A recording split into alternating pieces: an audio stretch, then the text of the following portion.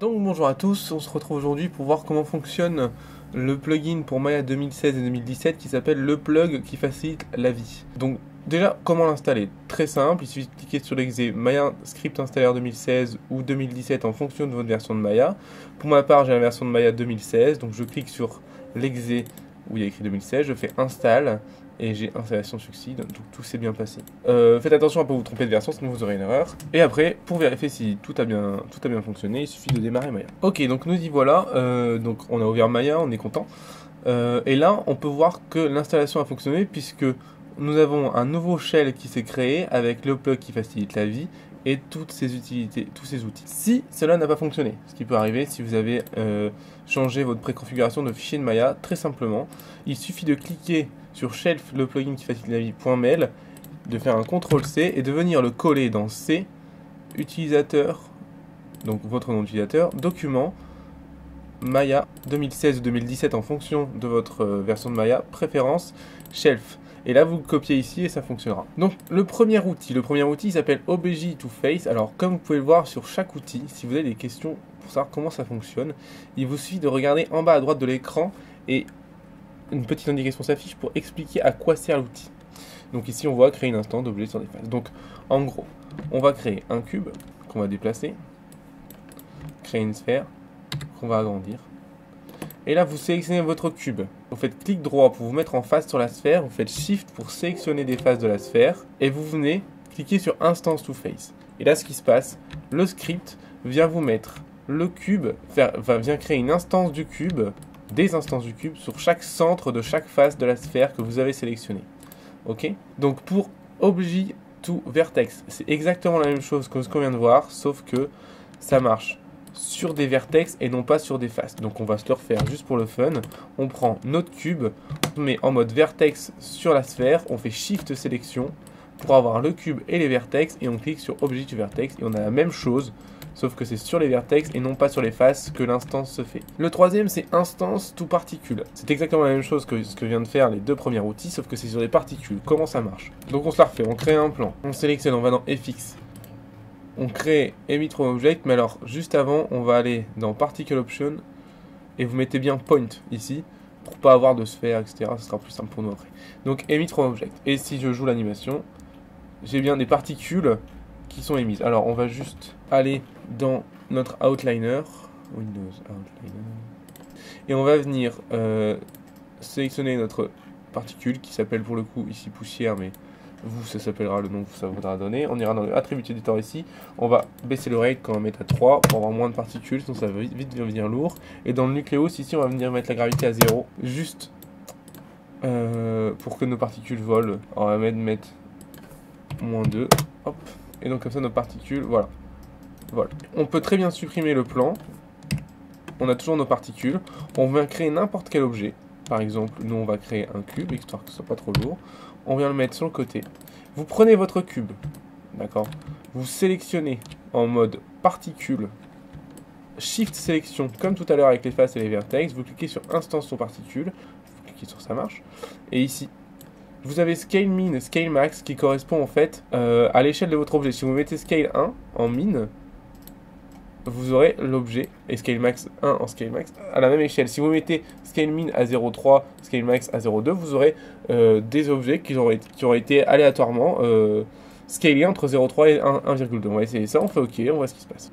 Et voilà, vous avez une copie de l'objet sur chaque particule qui a été créée. Cela peut être très utile par exemple pour faire des vis, des boulons, des choses comme ça. Il suffit de mettre après un peu de physique dessus et vous pouvez faire réagir aux environnements. Ok, quatrième outil, le Special Extrude 1. Special Extrude 1, comme son nom l'indique, c'est juste pour faire une extrude un peu plus poussée qu'une extrude normale, vous allez voir. Je passe en face, j'appuie sur Special Extrude 1 et voilà, il me crée une extrude en fait, une extrude, un scale, une extrude, un scale, d'accord?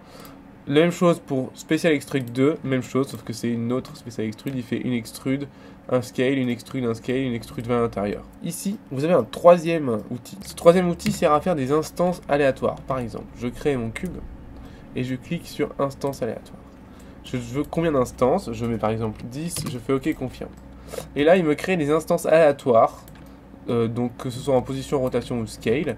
Et dans votre outliner, il vous a caché votre objet original, bien sûr. Votre objet est toujours ici. En faisant Maj H, vous pouvez l'afficher. il vous met ça dans un groupe, le nom de votre objet, instance 1. Maintenant, ici vous avez multiple copy, un outil assez pratique par exemple pour faire des choses comme des carrelages ou des très grandes copies très rapidement. On va créer un cube, on va le scaler comme ça. Et vous sélectionnez votre cube, vous cliquez sur Multiple Copy. Vous avez l'espacement entre les objets qui correspond à l'espacement de votre objet. Donc nous on va mettre 1,1, c'est-à-dire qu'on veut qu'il soit espacé de 1 objet plus 0,1 en termes de grille. Quand je dis 1, c'est une unité plus 0,1 unité pour qu'il y ait un petit espacement entre chaque objet qui soit copié. Combien sur l'axe X? 10, sur l'axe Y 1, sur l'axe Z 10. Et on fait OK, on voit ce qui se passe. Si vous avez une erreur, oui, il vous suffit de recliquer, de resélectionner l'objet et de recliquer sur OK. Et voilà. Et là, on a bien eu 10 copies sur l'axe X et Z et une copie sur l'axe Y. C'est très pratique pour faire des choses comme des carrelages. Ces objets, si je vais dans Windows Outliner, sont combinés, d'accord? Ils s'appellent Polysurface Cube. Et vous avez toutes les instances, il vous a gardé l'history. Donc si vous voulez avoir des objets séparés, il vous suffit de faire Edit, Delete by Type, History pour supprimer tout ça. S'il veut bien, vous pouvez supprimer tout ce qui est groupe ici. Et vous prenez votre Polysurface et vous faites Mesh dans Modeling, Mesh. Et là vous avez Separate. Et là vous aurez un objet par carré, d'accord?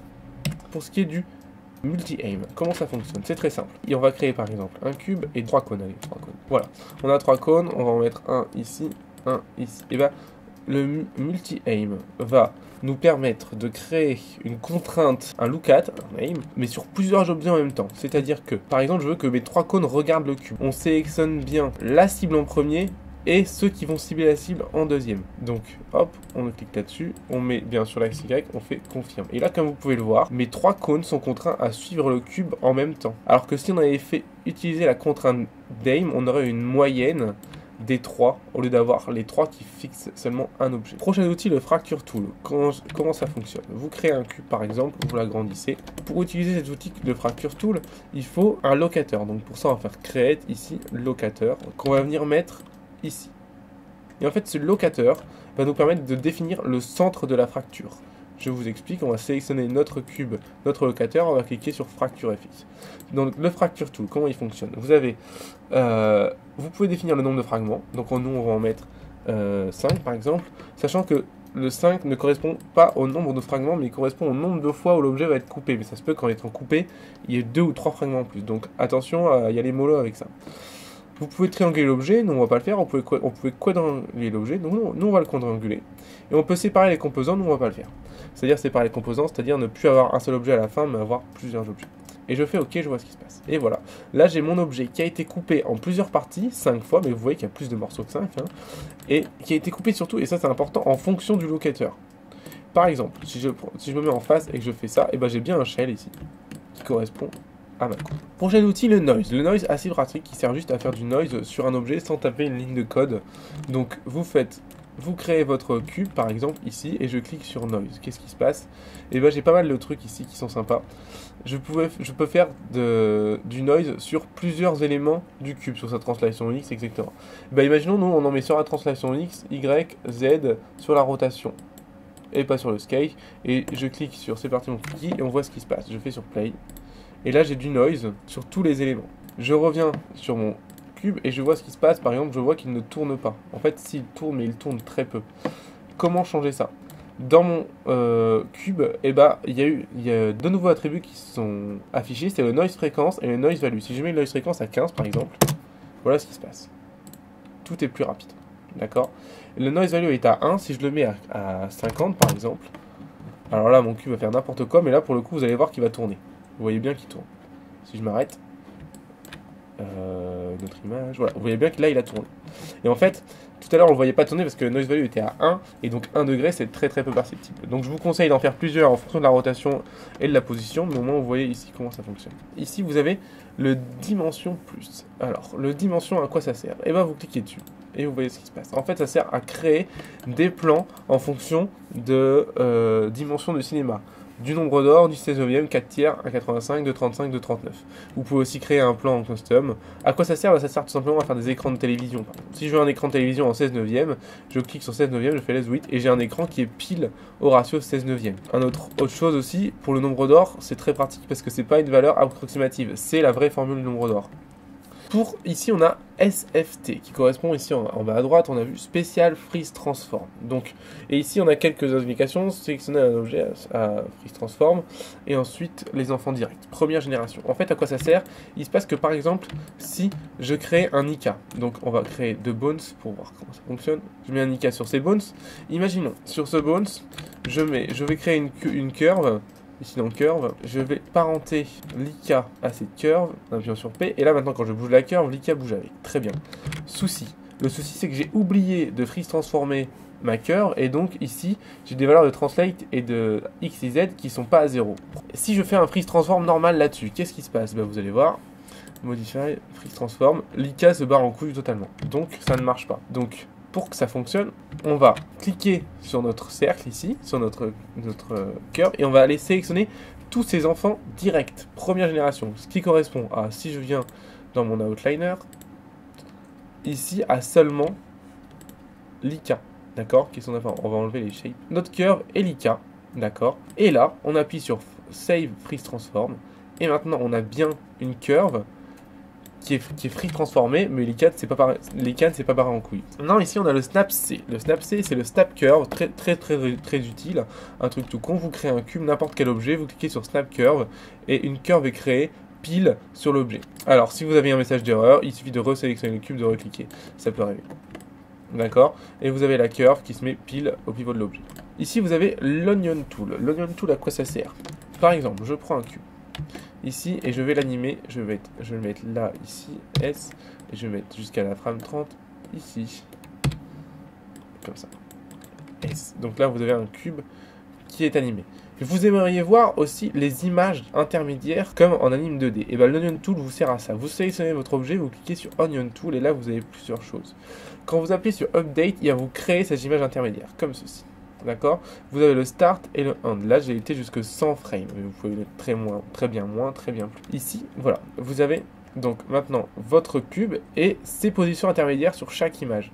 Vous pouvez demander à avoir seulement l'avant ou seulement l'après et à remettre la visibilité entièrement. Vous avez la transparence de l'oignon et vous pouvez très bien mettre par exemple seulement jusque 30, refaire update.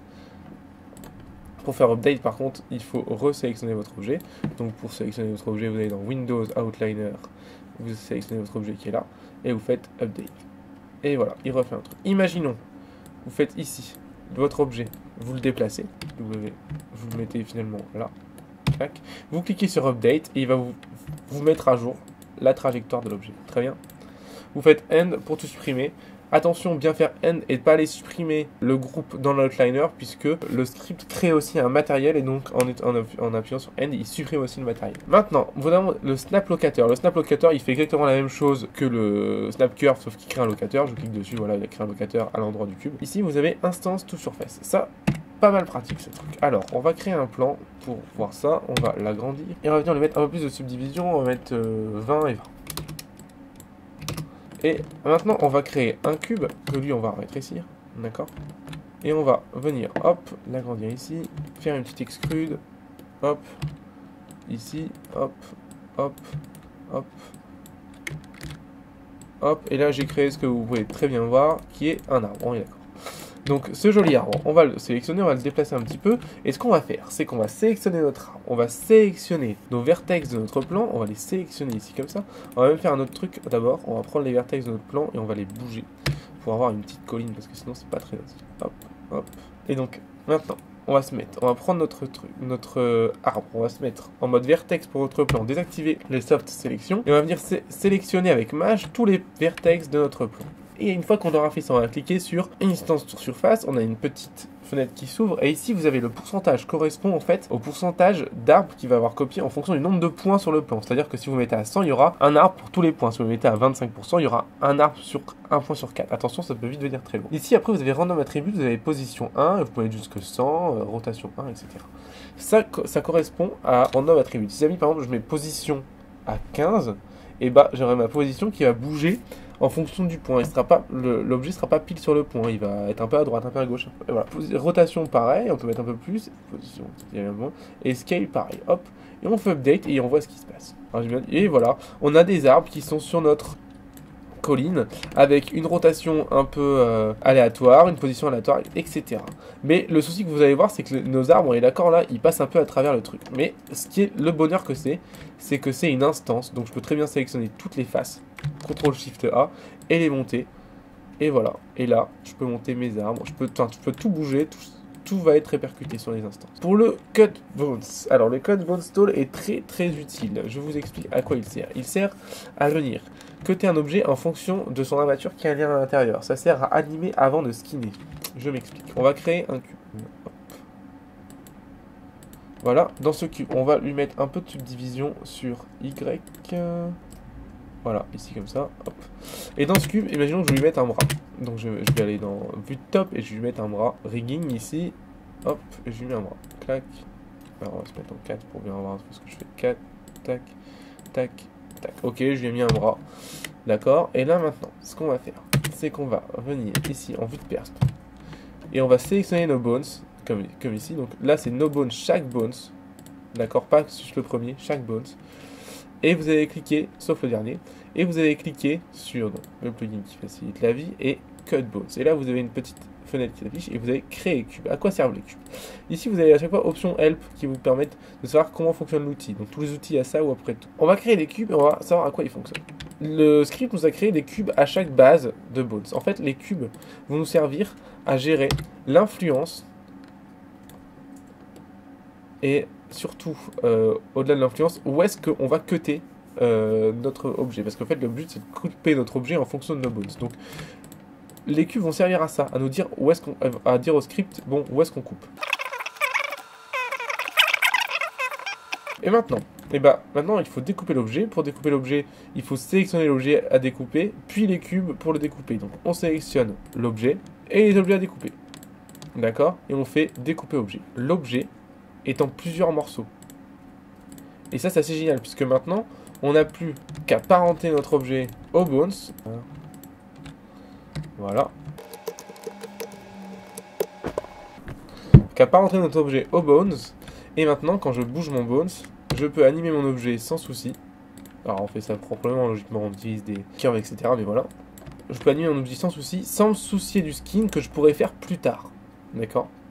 Donc ça, c'est bien pratique. Ça nous évite de découper l'objet à la main. Le merge curve. Le merge curve, un truc assez simple. En fait, dans Maya, il y a un truc qui est un peu chiant. On ne peut pas merger des curves facilement. Il faut forcément utiliser une petite commande. Donc c'est un peu relou.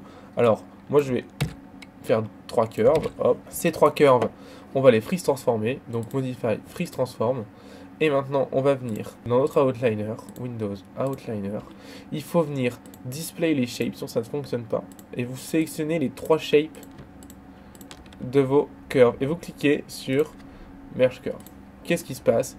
Il nous a créé une nouvelle curve avec les 3. Donc ici, voilà. Et ça, on peut supprimer. D'accord? Attention, si vous ne freeze transformez pas les curves avant, les curves vont sauter de place en fonction du mouvement que vous avez fait avant. Donc bien penser à freeze transformer les curves avant d'utiliser l'outil Merge Curve. Dernier petit truc bien utile du plug qui facilite la vie, c'est le multi-caméra render. Vachement pratique, je m'explique pourquoi. Quand vous cliquez dessus, une fenêtre s'affiche avec toutes les caméras qui sont dans votre vue. Vous avez la front shape, air shape, etc. Si je crée par exemple une caméra, on va essayer de créer une caméra. Hop, on va se mettre dedans, on va la bouger. Hop, si je clique sur le multi-caméra render, voilà, j'ai ma caméra shape qui est apparue. À quoi ça sert ce truc? Et bien ça sert à lancer un rendu de plusieurs caméras en même temps en fonction d'une séquence d'images. Super pratique. Imaginons, je veux rendre la caméra shape 1, la perche shape 2 et la top shape par exemple.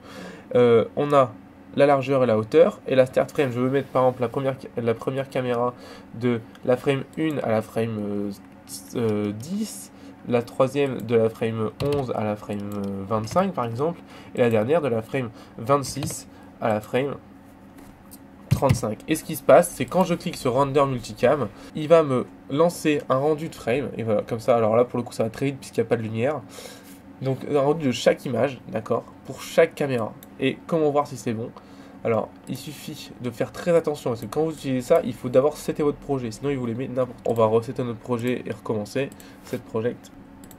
Donc, Oui, donc bien setter son projet avant d'utiliser ce script, hein, parce que sinon vous allez avoir des images qui vont se mettre n'importe où. Et on fait multi-caméra render, où est-ce qu'il les met? Il suffit d'aller dans l'endroit où on a seté notre projet, image, TMP, et là vous avez vos images. Et là vous allez me dire, maintenant il y a une erreur, tu as fait plusieurs images et pourtant il n'y a qu'une image à chaque fois. Et bah oui, c'est très simple en fait. Et là c'est encore une erreur à ne pas faire. Dans les préférences de rendu, il faut bien penser à mettre ici animation, donc dièse.extension, sinon vous allez avoir qu'une image à chaque fois.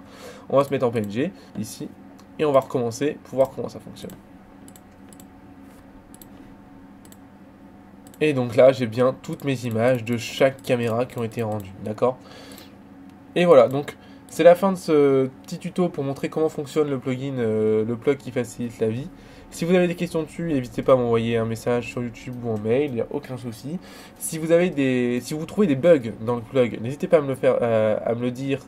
J'essaierai de mettre à jour tout ça et de corriger les problèmes. Si vous avez des idées aussi d'amélioration, n'hésitez pas non plus. Je suis ouvert à tout et je rajouterai au fur et à mesure dans le plug des nouveaux outils. Pour le mettre à jour, très simple, hein, il suffit de réinstaller, ça écrase l'ancien et voilà. Allez, merci à vous d'avoir regardé cette vidéo et je vous dis à la prochaine. Salut!